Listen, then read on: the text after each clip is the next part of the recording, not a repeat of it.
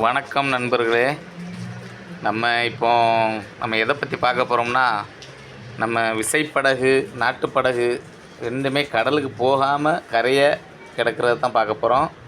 ஏன்னா நம்ம காற்று அடிக்கிறனால, காற்று அதிக வேகம் இருக்கிறனால கடலுக்கு போக முடியலை.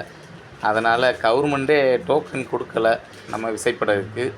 அதனால் கடலுக்கு போகலை.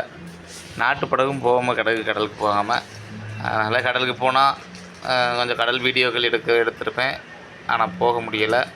அதனால் இப்போ நம்ம கரையில் ஆங்கர் பண்ணி கிடக்கிறத நீங்கள் பாருங்கள். இது எல்லாமே விசைப்படகு தான், மிகப்பெரிய படகு, விசைப்படகு. இது எல்லாம் இழுவமடி பாருங்கள்.